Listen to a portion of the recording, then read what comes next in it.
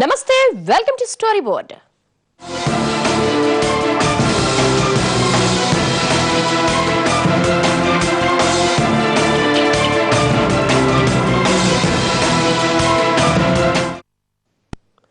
ఏ దేశమేగినా ఎందుకాలిడినా మోడీ మేనియా మాత్రం ఎక్కడా తగ్గడం లేదు. విదేశీ టూర్లతో ఇప్పుడు ప్రపంచాన్నే జయించి విశ్వ నరుడిగా అవతరిస్తున్నాడు మోడీ. మొన్న అమెరికన్లు, నేడు ఆస్ట్రేలియన్లు. అక్కడ మాడిసన్ స్క్వేర్, ఇక్కడ ఒలింపిక్ స్టేడియం. ప్లేస్ మారినా మోడీ మేనియా మాత్రం కించిత్ కూడా మారడం లేదు. యావత్ ప్రవాస భారతం నమో మంత్రంతో పులకించిపోతోంది.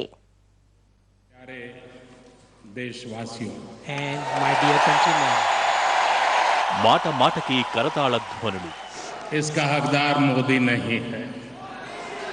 Modi is not the person privileged to receive this. 125 crore देशवासी పదం పదానికి హర్షాతిరేకాలు. भारत माता की पूजा करो, दुनिया में फिर एक बार भारत माता जग जाए. పులకించిపోయిన ప్రవాస భారతీయులు. अगर लोकतंत्र की ऊंचाई न होती तो क्या मैं यहां होता?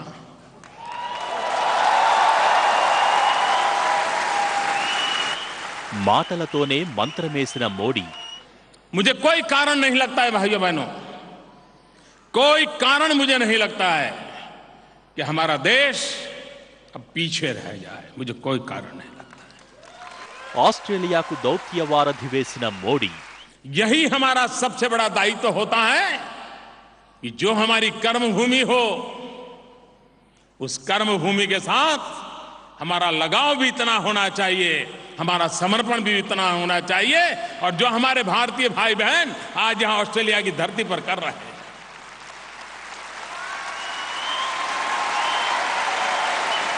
యుద్ధంతో ప్రపంచాన్ని జయించాలనుకున్న రాజులెందరో మనకు ప్రపంచ చరిత్ర పుటల్లో కనిపిస్తారు.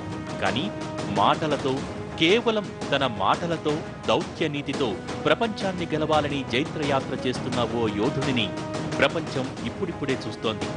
ఆయన మాటకు ఆస్ట్రేలియా కదిలి వస్తే మోడీ రాకతో ఆస్ట్రేలియా గడ్డపై ప్రవాస భారతీయం పులకరించిపోయింది.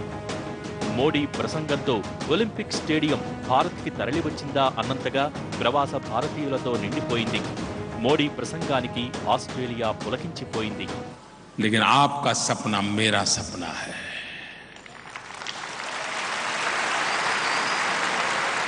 आपकी इच्छा आकांक्षा है, मेरी इच्छा आकांक्षा है. आप जिस रूप में भारत को देखना चाहते हैं, मैं भी उसी रूप में भारत को बनाना चाहता हूं.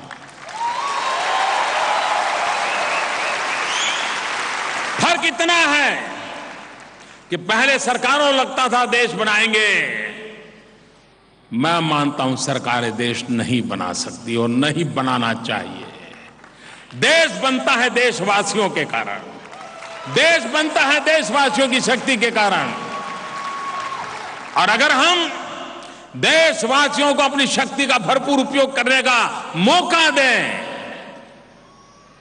మోడీ రాకతో సిడ్నీ నగరమే మోడీ మేనియాతో ఉర్రూతలుగిపోయింది. నిన్నటి అమెరికా పర్యటనలోనే కాదు, నేటి ఆస్ట్రేలియా టూర్లో కూడా మోడీకి అక్కడి ప్రజలు బ్రహ్మరథం పట్టారు. భారత ప్రధానిగా నరేంద్ర మోడీ సిడ్నీలో అడుగుపెట్టగానే జయహో భారత్ అన్న నినాదాలు మిన్నంటాయి. సిడ్నీలోని ఒలింపిక్ స్టేడియంలో మోడీ బహిరంగ సభకు అనూహ్యమైన స్పందన వచ్చింది. నిర్వాహకుల ఊహకు మించి కూడా ఎన్ఆర్ఐలు మోడీ సభకు తరలివచ్చారు. స్టేడియంలో చోటు చాలక స్టేడియం బయట కూడా ప్రజలు మోడీ ప్రసంగాన్ని వింటూ భారీ స్క్రీన్ల మీద వీక్షించారు. భారత్ గొప్పదనాన్ని ప్రపంచానికి చాటే ప్రయత్నంలో మరో గొప్ప అడుగు వేసిన మోడీ భారతీయుల శక్తి సామర్థ్యాలపై ఆస్ట్రేలియాలో పొగడ్తల వర్షం కురిపించారు. మోడీ ప్రసంగానికి ఆస్ట్రేలియాలో ఉన్న ప్రవాస భారతీయులు మంత్రముగ్ధులైపోయారంటే మోడీ మాటల్లో దాగున్న సమ్మోహన శక్తి ఇట్టే అర్థమవుతోంది. మోడీ ఆస్ట్రేలియా పర్యటన ఓ అద్భుత ఘట్టంగానే చెప్పుకోవాలి. 3 దశాబ్దాల తర్వాత ఓ భారత ప్రధాని ఆస్ట్రేలియాలో పర్యటించిన సందర్భాన్ని మోడీ ద్విగుణీకృతం చేశారు. వందల గంటల టూర్లో పదుల సంఖ్యలో మీటింగులు, వేలాది మందితో సంప్రదింపులు, విద్యార్థులతో సమ్మేళనాలు, అంతర్గత సమావేశాలు, అధికారిక సదస్సులు, బహిరంగ సభలు. ఇలా మోడీ ఆస్ట్రేలియా టూర్ అమెరికా పర్యటన మాదిరిగానే ఆద్యంతం సూపర్ డూపర్ హిట్ అయింది. గతంలో ఏ భారత ప్రధాని పర్యటనకు రానంత స్పందన ఇప్పుడు మోడీ పర్యటనకు వచ్చింది. మోడీ వస్తున్నారని తెలిసి ఆస్ట్రేలియాలో యావత్ ప్రవాస భారతీయం కదిలొచ్చింది. ఆస్ట్రేలియాలో స్థిరపడ్డ భారతీయులంతా భారత ప్రధాని మోడీని సాదరంగా ఆహ్వానించారు. 28 ఏళ్ల తర్వాత ఆస్ట్రేలియాలో అడుగుపెట్టి ఇక్కడి భారతీయులతో ఇలా మాట్లాడుతున్నందుకు మోడీ పరమానంద భరితుడై ప్రసంగించారు. आजकल तो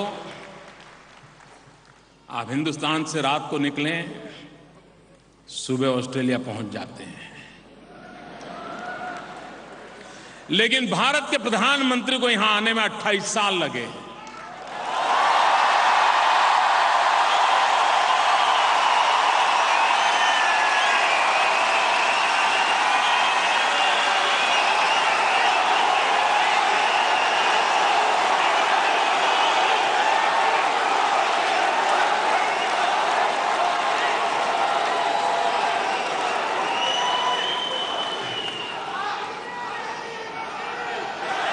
मैं आपको विश्वास दिलाने आया हूं, ऑस्ट्रेलिया में रहने वाले मेरे देशवासियों, अब आपको कभी 28 साल इंतजार नहीं करना पड़ेगा. ఒకటే పర్యటన, కానీ అందులోనే అన్ని పనులు పూర్తయిపోవాలి. స్వామి కార్యంతో పాటు స్వకార్యం కూడా కంప్లీట్ అవ్వాలి. ఇదే మోడీ రూట్. అందుకే G20 సదస్సు కోసం ఆస్ట్రేలియా వెళ్లిన మోడీ అక్కడే విదేశీ ప్రధానులతో మంతనాలు జరుపుతున్నారు. బ్రిటన్ ప్రధాని క్యామరూన్తో బ్రిస్బేన్లో సమావేశమై ఉగ్రవాదంపై కలిసి పనిచేసేలా ఒప్పించారు. పలు ద్వైపాక్షిక ఒప్పందాలపై చర్చించుకున్న తర్వాత మోడీని తమ దేశానికి సాదరంగా ఆహ్వానించారు క్యామరూన్.